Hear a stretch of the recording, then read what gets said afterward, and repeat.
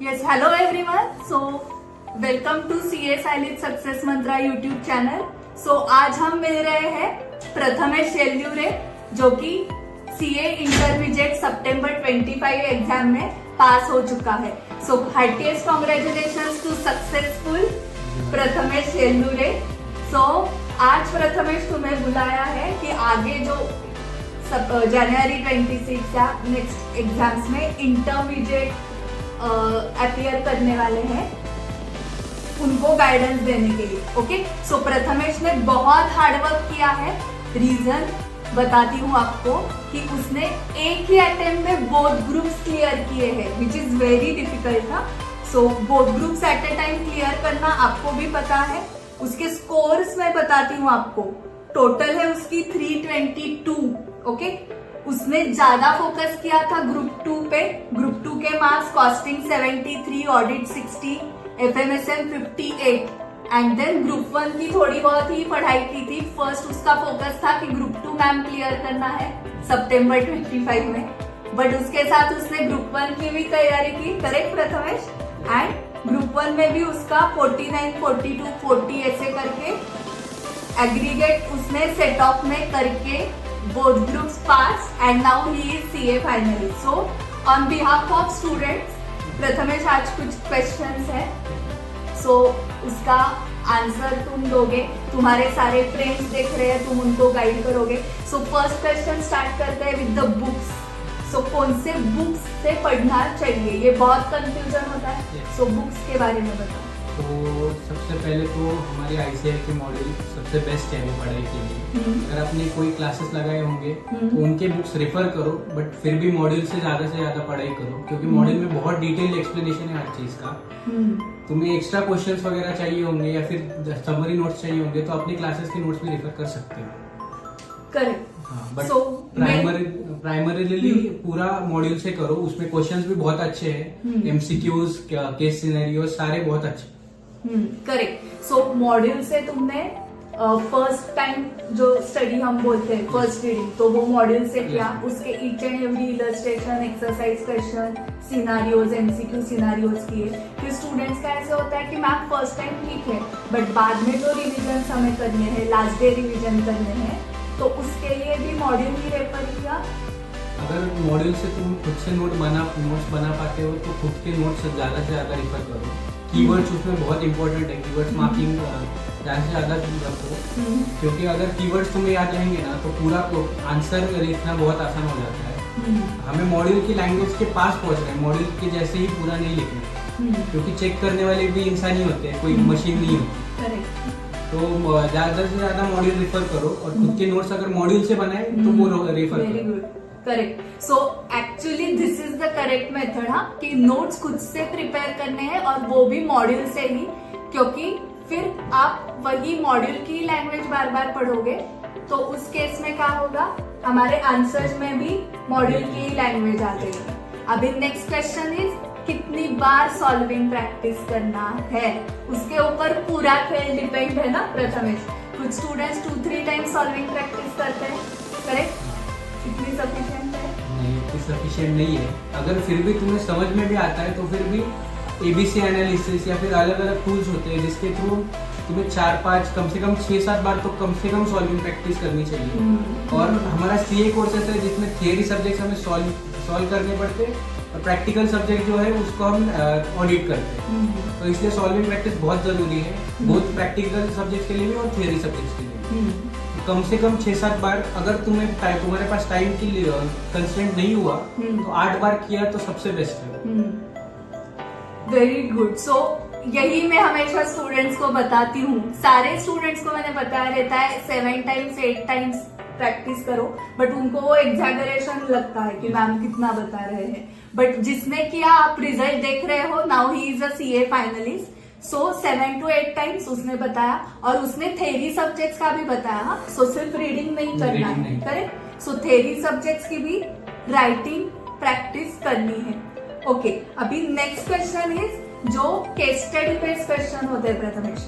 You have case study based questions in accounts related to accounting standards, then in law obviously case study based question, tax, in audit and strategic management also there are case study based questions. So how to tackle with those questions, whether provision contains a marks or facts of the case, and if provisions contains a maximum marks, provision का paragraph, then whether exact language, exact keywords are expected, whether you need to do mug-up practice जैसे हमने school में poems learn किए, formulas learn किए, tables learn किए, तो poem में तो कैसे होता है स्टैंजा भी ऊपर नीचे होके नहीं चलता, नेशनल एंथम लर्न किया, प्रेयर्स लर्न किए, तो हमारे ब्रेन को हमने अगर ट्रेन किया तो हमें आउटपुट मिलता है, करेक्ट, कि एग्जैक्ट वर्ड्स रिकॉल हो जाते हैं। जैसे स्कूल में पोएम्स वगैरह एग्जैक्ट वही वर्ड्स थे, उसको हमने हमारे वर्ड्स में या ओन लैंग्वेज में रिप्लेस नहीं किया था, तो उसी टाइप का एक्सपेक्टेड है आईसीआई को in case study based answers.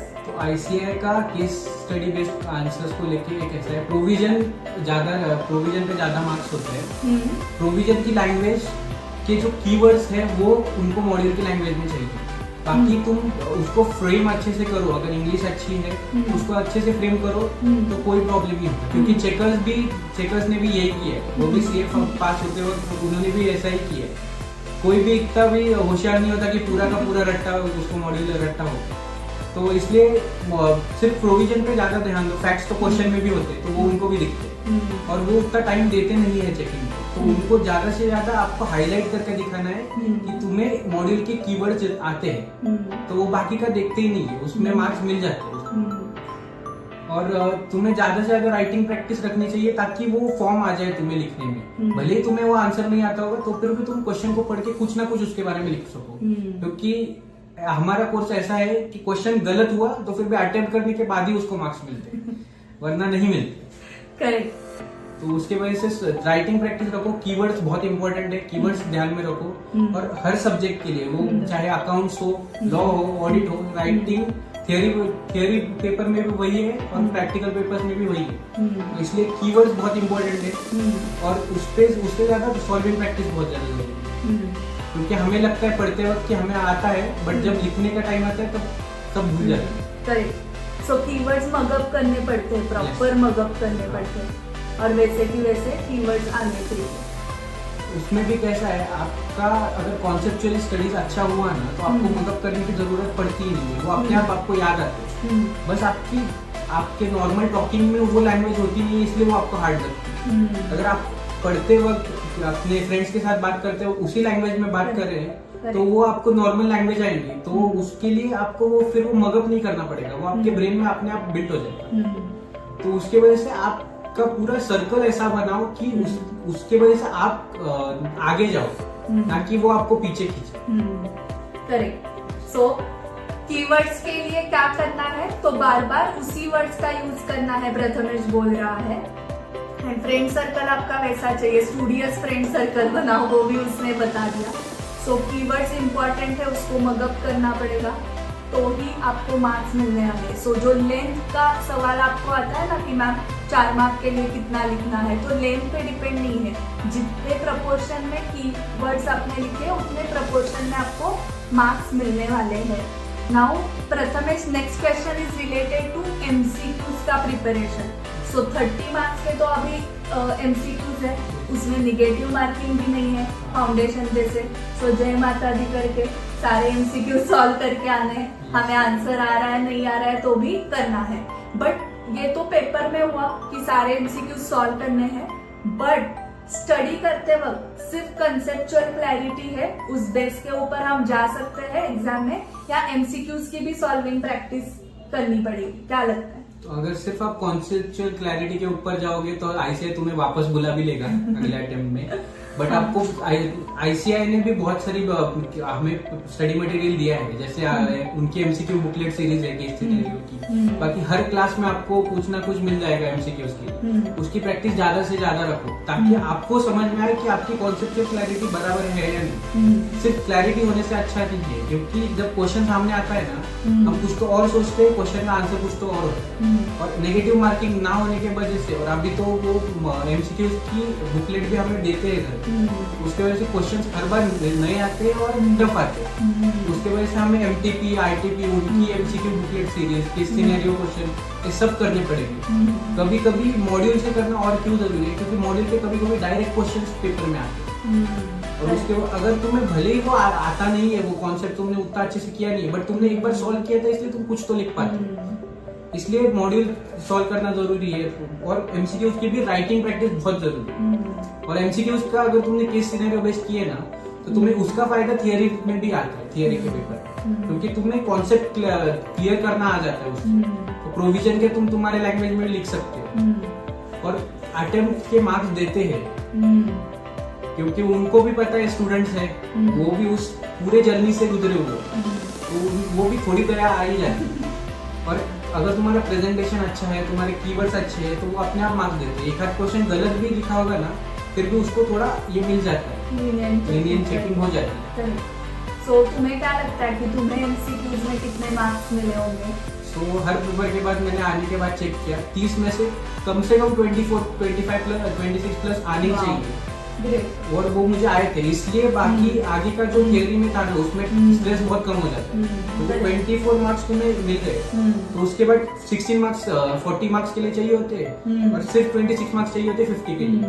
तो वो 70 मार्क्स में से आराम से मिल जाते हैं। और उसमें तो कुछ तो लिख सकते हो। करेक्ट। एमसीक्यूज में एक तो गलत या सही, करेक्ट, ऐसा होता। करेक्ट। सो जो सबसे डरावना सब्जेक्ट है 6 सब्जेक्ट्स में से ऑडिट, सो ऑडिट में उसको 60 मार्क्स है। हाँ, सो एमसीक्यूज में उसमें सच में 25 अबाउ है एमसीक्यूज में।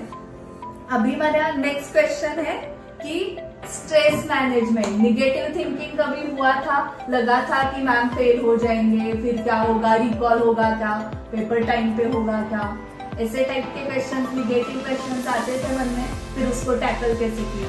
तो सीए का कोर्स ऐसा है, उसमें बहुत ऐसा नेगेटिव प्रेशराइज स्टेट में रहते हैं हम बहुत ज्यादा। कभी कभी तो ऐसा लगता है क्यों लिए हमने और बराबर है, क्योंकि उसके लिए हमें कोई कॉलेज लाइफ नहीं होती, कोई स्ट्रेस के लिए स्ट्रेस रिलीवर कुछ नहीं होता। और उसके साथ फैमिली या फिर फ्रेंड्स, इन सबको संभालना बहुत हार्ड होता है। जो सीए कर रहे हैं उसको पता है, बट सबके फ्रेंड्स सीए तो नहीं होते, तो उनको वो समझ में नहीं आता उस कितना सीरियस होता है वो कोर्स। तो उसके वजह से तुम्हें टाइम मैनेजमेंट बहुत जरूरी है। तुम सफिशिएंट ब्रेक्स लो अपने, और ब्रेक्स में भी मोबाइल देखने की जब बजाय फैमिली से बात करो, फ्रेंड्स से बात करो, फिजिकल कुछ तो करो। उसके वजह से तुम्हारी बॉडी रिफ्रेश होती है। करेक्ट। ब्रेक में भी अगर तुम मोबाइल वगैरह देखोगे तो तुम्हारा माइंड, और ये होता है कि वो सस्पेंस में चला जाता है। तुमने मूवी का सीन देखा, उसमें आगे क्या होगा, रील्स देखी तो रील्स देखते देखते कैसे 1-2 घंटे निकल जाते हैं, किसी को नहीं समझ में। तो कोई भी एज ग्रुप का हो, कोई भी हो, तो उसके वजह से स्ट्रेस आना नेचुरल है। बट स्ट्रेस रिलीव करने के लिए तुम्हें कुछ तो करना है। अगर तुम्हें म्यूजिक पसंद है, म्यूजिक सुनो। अगर तुम्हें गेम्स खेलना पसंद है, कम गेम खेलो, पर खेलो। 1-8 घंटा तुमने हर दिन दिया, कोई प्रॉब्लम नहीं, बट कंसिस्टेंसी तुम्हारी पढ़ाई में भी चाहिए और वैसे ही ब्रेक्स में भी चाहिए, फिर तुम्हारा आराम से क्लियर हो जाए। सो तुम ब्रेक में क्या करते थे? तुम इंस्टा रील्स वगैरह नहीं देखते थे? मेरा तो मोबाइल ही ले लिया था। ओह बेस्ट, इसलिए आज सीए फाइनलिस्ट है। तो थोड़ा एक्सरसाइज करना, या फिर बाहर कहीं हवा, खुली हवा में घूम के आना, या फिर दोस्तों से बात करना, यही मेरा ब्रेक्स में रूटीन रहता है। अगर तुम्हें इतना टाइम पढ़ के बैठना नहीं होता तो आधा घंटे की नींद भी ले सकते हो। पावर नैप से बहुत इफेक्टिव होती है आजकल पावर नैप्स। करेक्ट। क्योंकि नींद नहीं हुई तो कितना भी तुम पढ़ लो, तुम्हारा दिमाग उसको रिटेन नहीं कर पाएगा। करेक्ट। वो 10 घंटा बैठ लेगा, लेकिन 10 घंटे में से 2 घंटे की पढ़ाई सिर्फ रिटेन हो रही है, तो फायदा नहीं है उस चीज। सो अगर ब्रेन हमारा हैंग हो चुका है, ओवरलोड हो चुका है, समझता है ना हमें, तो ब्रेक लेना चाहिए एंड देन फिर से स्टार्ट करना। Okay, now you are student of test series of Success Mantra, and मैं आपको बताना चाहती हूँ कि प्रथमेश हमेशा टॉपर रहता था टेस्ट सीरीज में। तो टेस्ट सीरीज कैसे हेल्पफुल हुई तुम्हें बता सकते हो? टेस्ट सीरीज का प्राइमरी तो तुम्हें क्वेश्चन से फेमिलियरिटी आ जाती है कि कैसे क्वेश्चन आएंगे, फिर वो तुम्हें सॉल्व कैसे करना है, तुम्हें समझ में आता है तुम्हारे वीक पॉइंट्स क्या है, फिर तुम किस चीज को जल्दी से जल्दी टैकल कर सकते हो। जैसे कभी कभी बच्चे एमसीक्यूज स्टार्टिंग में लेते हैं, बट एमसीक्यूज में इतना टाइम देता है कि जो थियोरी में आता है उसके लिए टाइम नहीं बचता। टाइम नहीं बचा तो वो आंसर ऐसे लिखते हैं ना कि डॉक्टर को भी नहीं समझ में आए। तो वैसा नहीं होना चाहिए, तुम्हें टाइम मैनेजमेंट समझ में आना चाहिए। फिर हाँ। एग्जाम प्रेशर के इसमें तुमने पेपर दिया ना, तुम डायरेक्ट एग्जाम से पहले देते हो ना, तो थोड़ा बहुत तुम्हें अगर अच्छे मार्क्स आ रहे हैं ना, तो तुमने ना पॉजिटिव माइंडसेट बिल्ड होता है, कॉन्फिडेंस बिल्ड होता है। अगर तुम्हारे पास वो कॉन्फिडेंस नहीं है तो तुम पेपर में कुछ ना कुछ गलती करोगे। तुम्हें डरना नहीं है पेपर में, एक्स्ट्रा तुम्हें प्रैक्टिस होनी चाहिए लिखने की, टाइम मैनेजमेंट करने की। 3 घंटे में 100 मार्क्स का पेपर बहुत टफ है लिखना, और उसमें भी हमारा राइटिंग भी उतना ही है और एमसीक्यूज भी उतना है, तो उसके लिए टाइम मैनेजमेंट समझना चाहिए। और हमारे 2 सब्जेक्ट ऐसे हैं, जैसे DTGST और FMSA, उसमें कौन सा पहले सॉल्व करे, कौन सा बाद में सॉल्व करे, उसमें भी अलग अलग आंसर शीट्स मिलती है। तो इसका उसमें लिख दिया तो मार्क्स तो 0 आते हैं। तो उसके लिए तुम्हारा माइंड भी उधर बहुत काम रहना चाहिए। प्लस क्वेश्चन गलत आया तो तुम्हें वो डर नहीं होना चाहिए कि ये तो मैंने पढ़ा ही नहीं, ये था या नहीं। तुम्हें इतना कॉन्फिडेंस होना चाहिए कि ये सिलेबस में था नहीं, ये क्वेश्चन गलत है, तो तुम्हें उसको फिर भी अटेम्प्ट करना है जितना तुम्हें उसमें से आता है।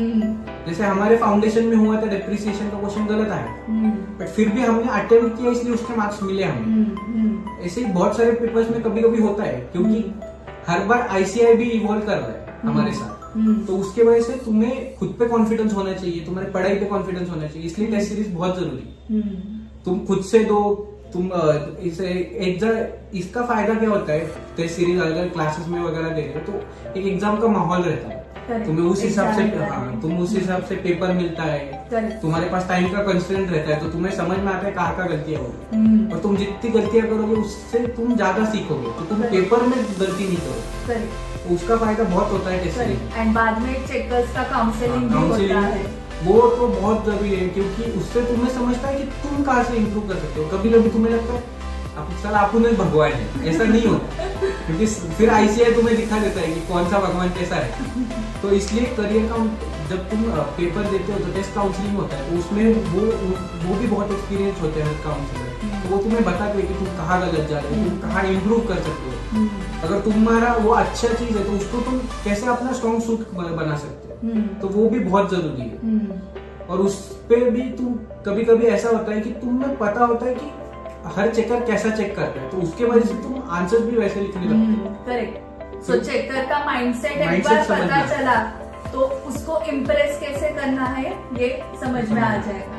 Yes, so Prathamesh, now last message to students, जो तुम्हारे ही फ्रेंड है, बेस्ट फ्रेंड है, तो उनको एक लास्ट मोटिवेशनल कोट बताओ जो वो हर रोज रिकॉल करेंगे, और जैन 26 में मैं उनका ऐसे ही एक पॉडकास्ट बनाऊंगी, एक मोटिवेशनल कोट फ्रेंड्स के लिए।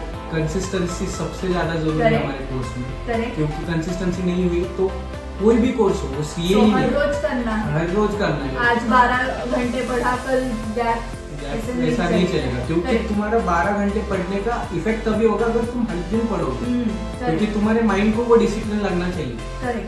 और तुम्हें हार्डवर्क, हमारे यहाँ हार्डवर्क स्मार्टवर्क दोनों की जरूरत है। तुम ऐसे ही नहीं बोल सकते कि मैं स्मार्ट हूँ, मुझे हार्डवर्क करने की जरूरत ही नहीं है, या फिर तुम बहुत हार्डवर्क कर रहे हो लेकिन उसको एक स्मार्टनेस नहीं है तुम्हारे पास, स्ट्रेटेजी नहीं लगा रहे हो, या फिर तुम्हें उसकी प्रैक्टिस करने की तरीका गलत है तुम्हारा, तो कितना भी हार्डवर्क करो तो गधे का काम हो जाएगा, तो उसका कुछ फायदा है नहीं। Consistency is the key and combination of hard work and smart work, ये बहुत जरूरी है। यस, और एक बार सक्सेसफुल दिख जाए ना हमारे रिजल्ट में, पूरा हार्डवर्क सब जितना भी तुमने सेक्रीफाइस किया है वो सब वर्थ इट लगता है। Correct. Yes, so thank you Prathamesh. Thank you ma'am. Yes, so I hope ये वीडियो आपके लिए हेल्पफुल था। सो share this video with all your friends जो अभी स्ट्रेस से गुजर रहे हैं, रिजल्ट अनसक्सेसफुल आया है, बट अगर उन्होंने चेंजेस किए स्टडीज में और प्रथमेश ने जो गाइडेंस दिया उसको फॉलो किया तो आप भी सक्सेसफुल हो जाओगे, एंड आपका भी मैं यहाँ पर पॉडकास्ट ले पाऊंगी। So thank you very much, मिलते हैं नेक्स्ट वीडियो में, बाय बाय।